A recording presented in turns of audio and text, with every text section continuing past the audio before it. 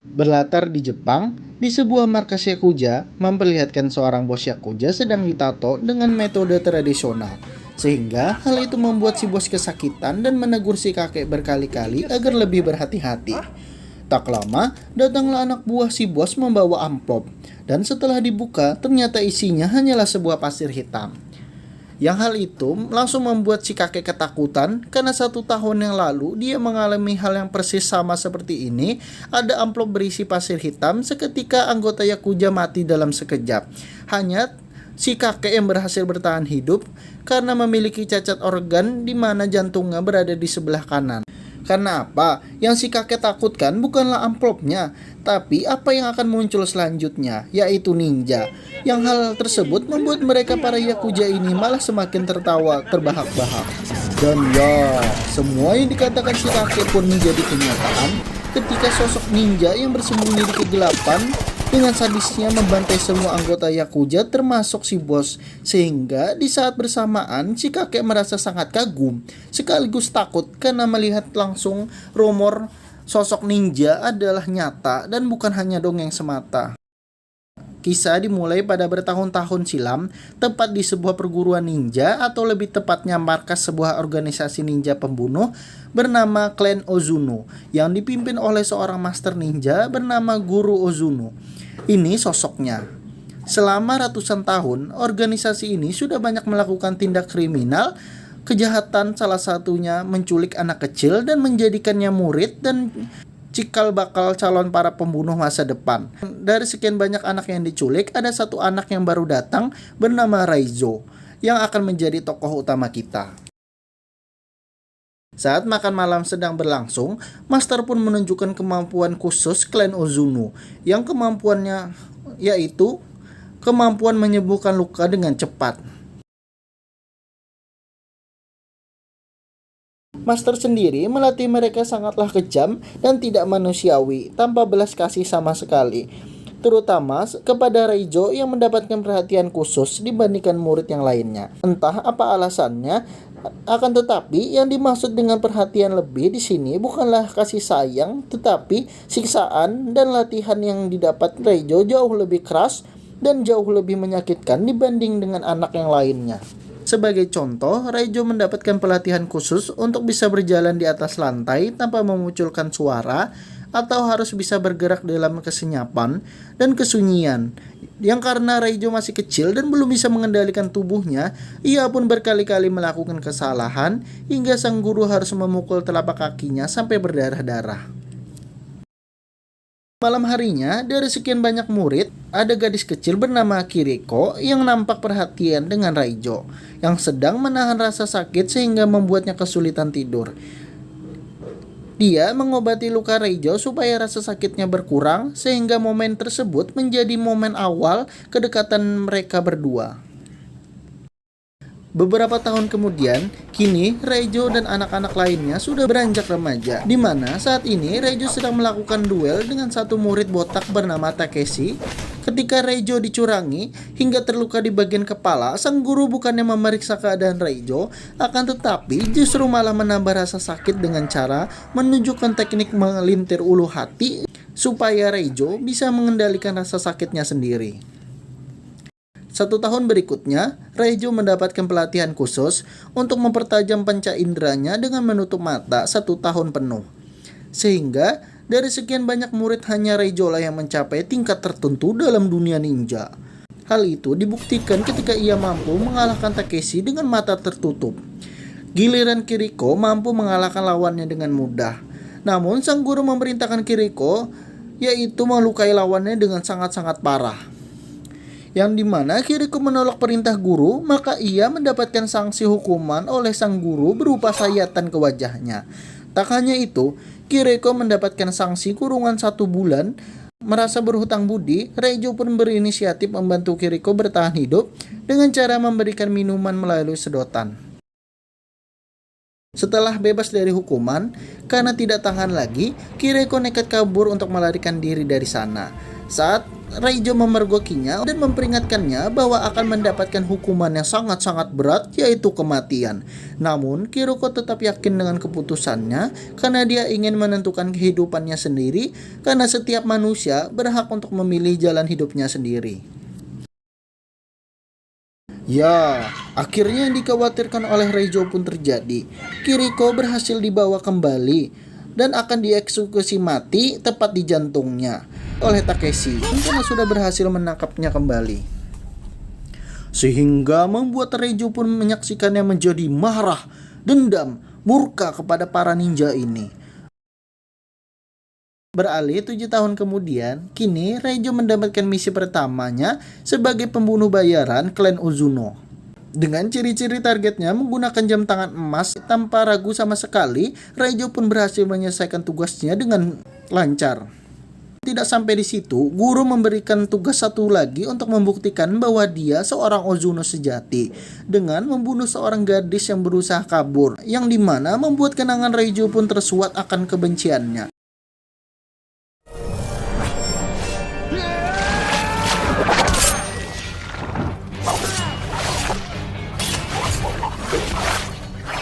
Entah apa yang terjadi kepada Reijo, tapi sang guru menganggap Reijo sudah berkhianat.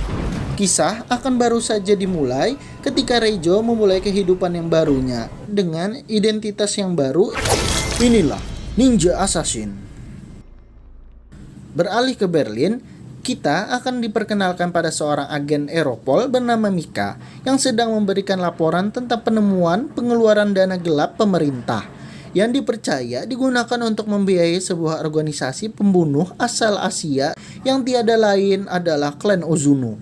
Di mana Rian rekannya pun kurang percaya dengan informasi tersebut karena sangat mustahil pemerintah memakai dana rakyat untuk sesuatu yang tidak penting seperti itu, apalagi yang bersifat kepentingan pribadi atau masuk ke dalam kantong sendiri. 2 hari kemudian, Rian ternyata peduli dan membantu dengan penyelidikan Mika dan bahkan sudah mendapatkan beberapa informasi mengenai kasus ini, di mana 2 tahun yang lalu juga ada seorang agen intelijen asal Rusia yang sudah lebih dahulu menyelidiki kasus ini, bahwa memang benar beberapa oknum pemerintah dari beberapa negara diketahui sering memakai jasa dari klan Ozuno untuk menyelesaikan suatu permasalahan seperti menghabisi tokoh penting, menghabisi pemimpin yang amanah, dan lain-lain. Sehingga apabila Mia ingin melanjutkan penyelidikan ini, dia bisa pergi ke Rusia untuk menemui istri dari si agen yang tewas 2 tahun yang lalu. Tanpa buang waktu, Mika langsung menemui istri dari mendiang si agen, di mana sang istri menjelaskan bahwa 1 tahun setelah suaminya melakukan penyelidikan terhadap kasus ini, ia menjadi seorang yang parnoa terhadap kegelapan atau bayangan, merasa tidak aman di tempat gelap dengan memasang lampu sorot dan CCTV di setiap sudut rumah.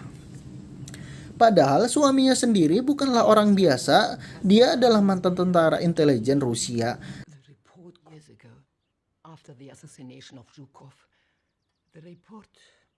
Ya, yang dikhawatirkan suaminya pun terjadi.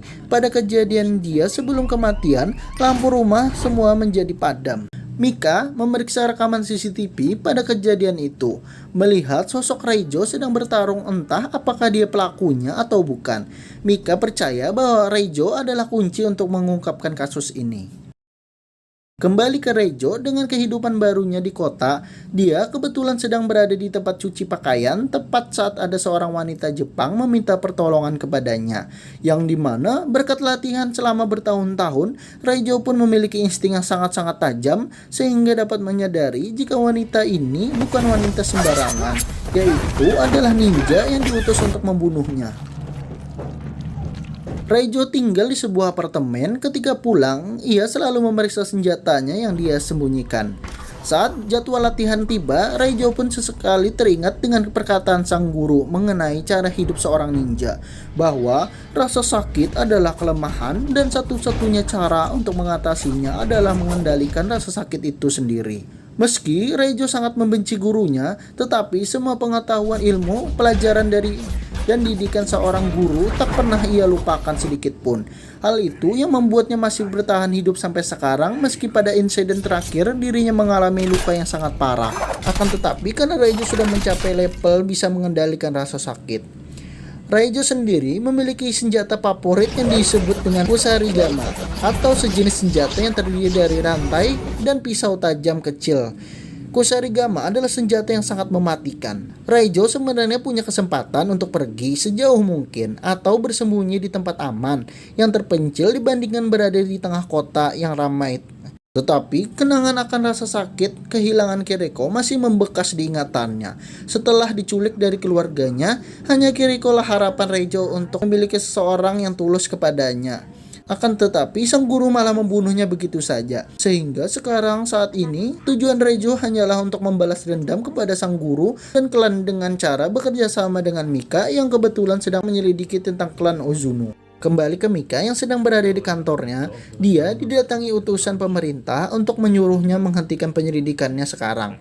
Setelah itu, Mika segera menemui Rian memberitahunya bahwa kecurigaan mereka berdua selama ini kemungkinan adalah benar adanya.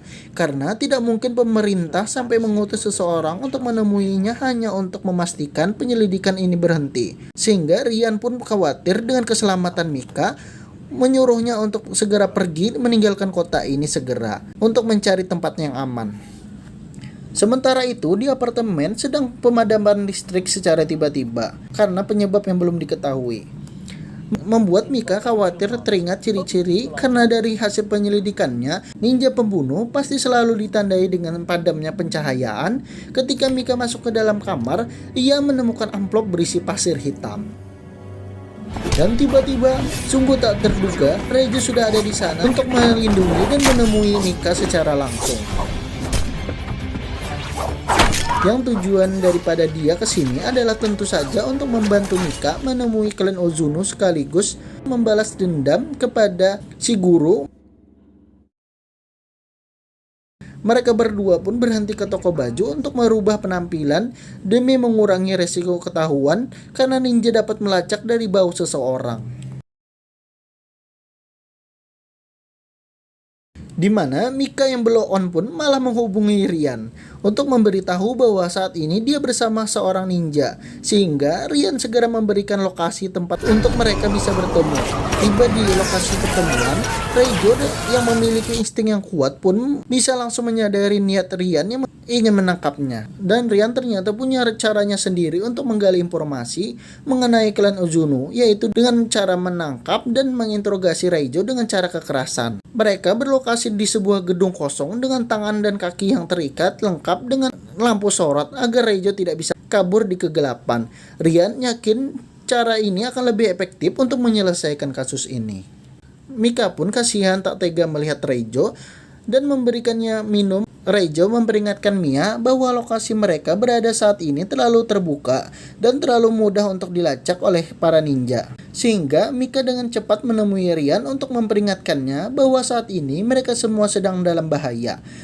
Tetapi Rian yang percaya diri dengan pasukan senjatanya pun tidak menghiraukan peringatan tersebut.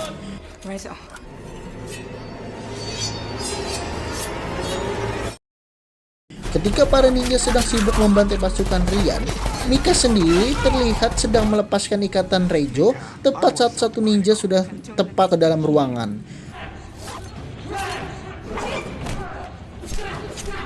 Dan Rian yang di awal anggap remeh para ninja pun kini menjadi panik menyaksikan satu persatu anggotanya yang dibunuh. Raijo pun menyuruh Mika untuk pergi duluan ke mobil sementara dirinya akan menghadapi semua ninja hanya seorang diri.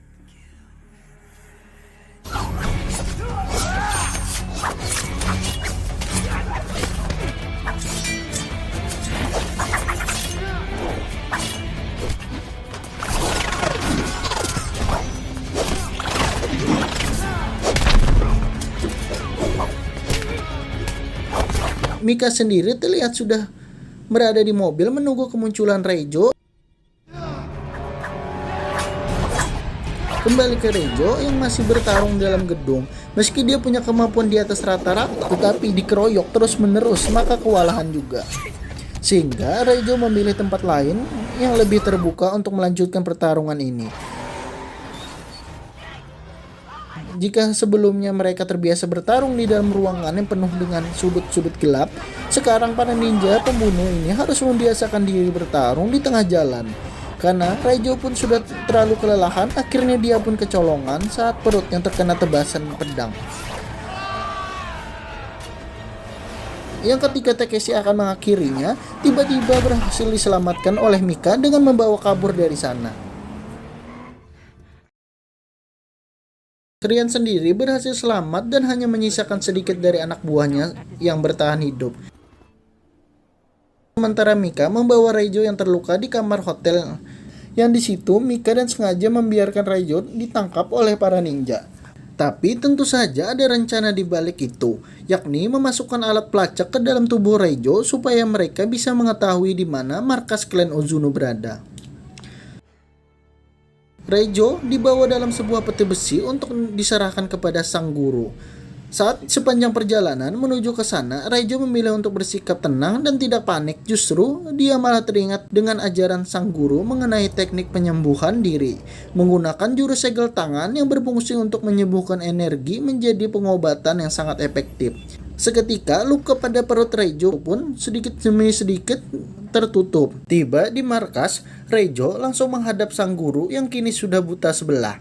Beliau teramat sangat kecewa terhadap tindakannya yang memilih untuk berkhianat. Padahal dulu waktu pertama kali datang ke tempat ini, si guru melihat potensi besar pada diri Raijo. Dan ada sedikit harapan tentang Raijo yang akan menjadikan penerusnya menggantikan kepemimpinan klan Ozuno di tempat ini. Tetapi pada kenyataannya takdir berkata lain, sehingga sekarang Raijo harus mendapatkan hukuman mati atas pengkhianatan yang telah dia lakukan. Tepat disaksikan oleh Takeshi dan para murid lainnya, si guru tidak langsung membunuh Raijo, tetapi ingin puas menyiksanya terlebih dahulu dengan menggunakan jurus yang sama, yaitu jurus melintir ulu hati. Yang seketika Raijo batuk darah dan mengeluarkan alat pelacak dari mulutnya. Meski para ninja ini bisa muncul dan hilang dalam kegelapan, akan tetapi ketika ia dihadapkan dengan pasukan militer bersenjata lengkap, tetap saja mereka kewalahan dan tidak bisa menghindari dari peluru yang ditembakkan. Sementara itu, Raijo yang diikat sudah dilepaskan memilih untuk masuk sendirian mencari Takeshi dan si guru untuk membalas dendam atas Kiriko. Dengan membawa 2 pedang di tangannya, Raijo harus menghadapi Takeshi dan 4 anak buahnya. Yang momen ini benar-benar sangat brutal sekali karena pertarungan ini dilakukan dalam jarak dekat dengan senjata yang berhamburan di mana-mana. Selesai menghabisi para kroco ini, harus menghadapi Takeshi lagi. My turn.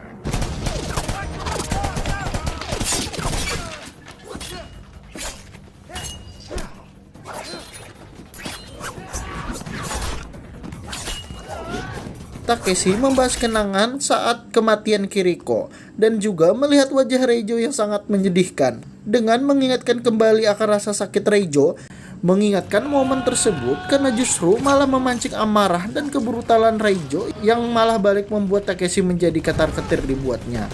Selesai menghabisi Takeshi, saatnya Raijo menghadapi sang bos terakhir alias Shiguro. Yang di sini beliau menggunakan teknik rahasia yang belum sempat diajarkannya, yaitu jurus Hiraisen no Jutsu, teknik Hokage keempat, kecepatan bayangan, yang membuat mampu hilang dan muncul dalam sekejap. Raijo diserang secara bertubi-tubi dengan darah yang bercucuran di mana-mana. Benar-benar dihajar habis-habisan oleh si guru yang bergerak sangat terlalu cepat, yang meski Raijo sudah berusaha semaksimal mungkin, dia tidak punya peluang untuk menang melawan jurus tingkat tinggi yang dimiliki sang guru.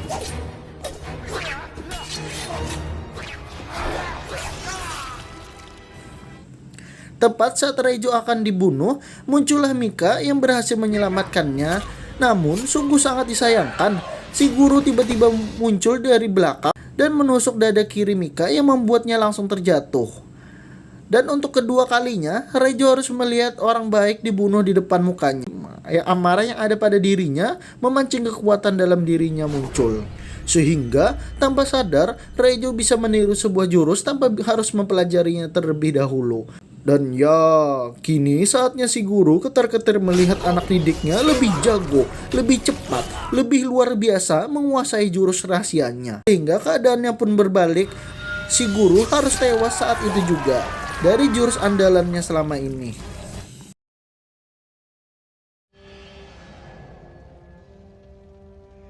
Di luar dugaan, Mika ternyata masih hidup berkat cacat lahir yang dialaminya, yakni posisi jantung yang berada di sebelah kanan.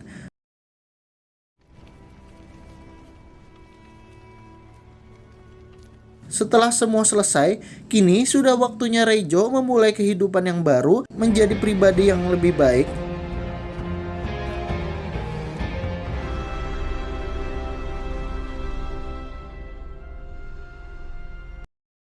Tamat. Pesan yang kita dapat dari film ini adalah untuk memilih jalan yang berbeda memang berat dan terasingkan. Akan tetapi, sendiri pada jalan yang benar lebih baik daripada memilih jalan yang salah meskipun berkelompok. Saya Tom dan sepupu Godzilla mengucapkan terima kasih banyak sudah menonton. Sampai jumpa di video berikutnya. Adios. SPP Sekolah Anak Jurik.